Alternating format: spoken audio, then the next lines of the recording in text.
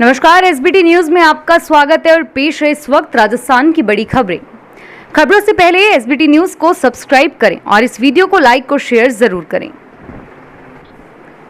राजस्थान में बेकाबू हो रहे कोरोना का कहर लगातार जारी है। कोरोना के कारण कांग्रेस के विधायक कैलाश त्रिवेदी का आज निधन हो गया। कैलाश त्रिवेदी भीलवाड़ा के सहाड़ा विधानसभा क्षेत्र से विधायक थे। त्रिवेदी का गुरुग्राम के मेदांता अस्पताल में इलाज चल रहा था। कोरोना से पीड़ित होने के बाद हाल ही में उन्हें वहां भर्ती करवाया गया था। विधानसभा अध्यक्ष सीपी जोशी और कांग्रेस प्रदेशाध्यक्ष गोविंद सिंह डोटासरा सहित कई कांग्रेस नेताओं ने त्रिवेदी के निधन पर शोक जताया है। राज्य प्रदूषण नियंत्रण मंडल औद्योगिक इकाइयों और संगठनों के प्रकरण का निस्तारण तय करने से पहले ही पूरा करेगा। बोर्ड चेयरमैन पवन कुमार गोयल ने बताया कि वर्तमान में औद्योगिक इकाइयों के आवेदन 50% से कम लंबित हैं और भविष्य में उद्योगों से संबंधित प्रकरणों का निस्तारण 120 दिन से पहले ही निस्तारण करेगा। आगामी दिनों में औद्योगिक इकाइयों के लाइसेंस प्रक्रिया आसान किया जाएगा। मंडल ने इस साल में हुए कामकाज को लेकर एनबिस हब की ओर से प्रकाशित न्यूज लेटर का विमोचन किया गया। सदस्य सचिव उदय शंकर ने बताया कि मंडल अब पर्यावरण संरक्षण हेतु किए गए कार्यों की जानकारी आमजन तक पहुंचाएगा। पंचायत चुनावों में सरपंच प्रत्याशियों के जरिए नकली नोट खपाने आए अंतर्राज्यीय जाली नोट गिरोह के 3 सप्लायरों को पुलिस ने अलवर जिले के खेरथल कस्बे से गिरफ्तार कर लिया। उनसे 2.09 लाख रुपए के जाली नोट और एक कार जब्त की गई है। बदमाशों ने टेउवास के एक सरपंच प्रत्याशी को 25,000 रुपए में 1 लाख रुपए के नकली नोट बेचने का ऑफर दिया। प्रत्याशी ने पुलिस को सूचित कर गिरोह का पकड़वा दिया और नए नोट चलन में आने के बाद जिले में बरामद नकली नोटों की सबसे बड़ी खेप है। राजस्थान के उदयपुर में लगातार बढ़ रहे कोरोना संक्रमण को देखते हुए आम जन का नगर निगम कार्यालय में प्रवेश पूर्णतः प्रतिबंधित कर दिया गया है। नगर निगम उप महापौर एवं स्वास्थ्य समिति अध्यक्ष पारस सिंघवी ने बताया कि उदयपुर शहर में कोरोना का संक्रमण लगातार बढ़ रहा है और इसके बावजूद कई लोग बिना किसी विशेष कारण नगर निगम में आ रहे हैं। जिन कार्यों में प्रार्थी का उपस्थित रहना आवश्यक नहीं होता, इसलिए बिना किसी विशेष कारण लोगों के प्रवेश पर अग्रिम आदेश तक के लिए प्रतिबंध लगाया गया है। बिहार विधानसभा चुनाव में इस बार चुनाव आयोग की परीक्षा है। आयोग ने चुनाव के लिए तय किए गए ऑब्जर्वर से कहा है कि बिहार में शांतिपूर्ण और निष्पक्षता के साथ कोरोना में सुरक्षित चुनाव कराना चुनौती होगा। राजस्थान से बिहार चुनाव के लिए 27 आईएएस, आईपीएस, आरएएस अधिकारी ऑब्जर्वर के रूप में जाएंगे। दौसा जिले के पंचायत राज चुनावों में नांगल राजावतान पंचायत समिति में सरपंच पद पर महिलाओं का दबदबा रहा है। क्षेत्र की 19 ग्राम पंचायतों में से 11 स्थानों पर महिला सरपंच बनी हैं और इसके चलते अब महिलाएं भी गांवों की राजनीति में भाग लेने में पुरुषों से पीछे नहीं हैं। यहां सरपंच पद के लिए 88 महिला उम्मीदवार तथा 80 पुरुष उम्मीदवार चुनाव मैदान में थे। जयपुर के झोटवाड़ा थाना पुलिस ने एक कुख्यात चैन स्नैचर को पकड़ा है। आरोपी गांव से जयपुर आता और सुनसान जगह अकेली नजर आने वाली महिलाओं के गले पर झपट्टा मारकर सोने की चैन तोड़कर पुनः गांव चला जाता। एसीपी हरिशंकर शर्मा ने बताया कि चैन लूट के मामले में नागौर के मारोड स्थित मिंडा निवासी मुकेश सोनी को गिरफ्तार किया है। आरोपी के खिलाफ वर्ष 2011 से 2013 तक 29 चैन लूट के मामले दर्ज है।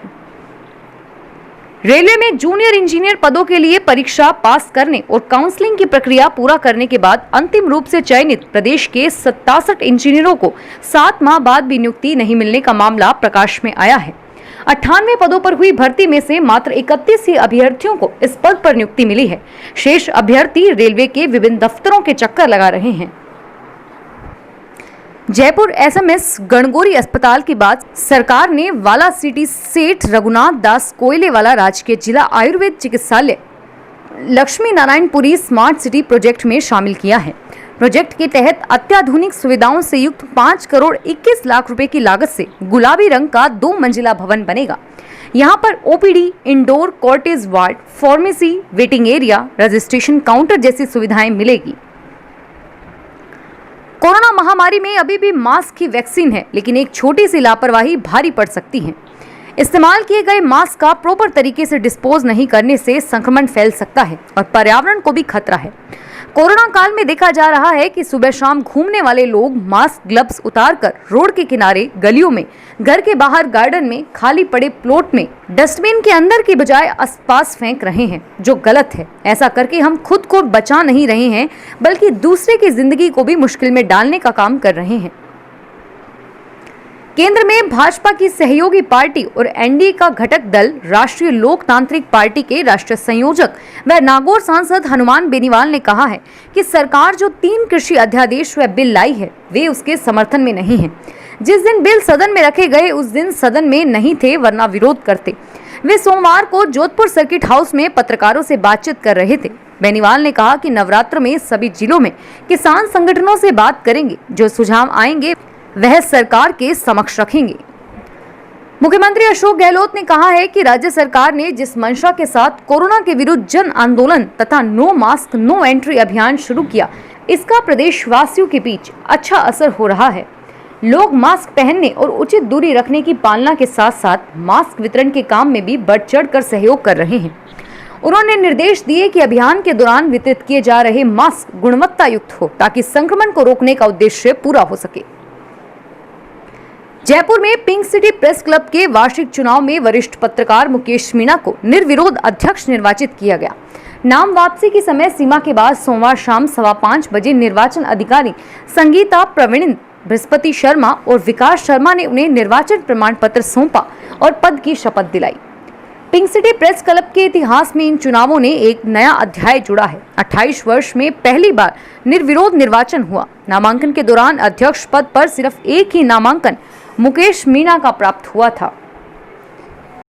जोधपुर में विदेशी मार्का वाले सोने की तस्करी करने के मामले में पकड़े गए शिवनारायण अग्रवाल के घर से बरामद हुई 220 किलो चांदी में से 120 किलो चांदी भी विदेशी थी। इसलिए DRI को सोने के साथ चांदी की तस्करी का संदेह हो रहा है।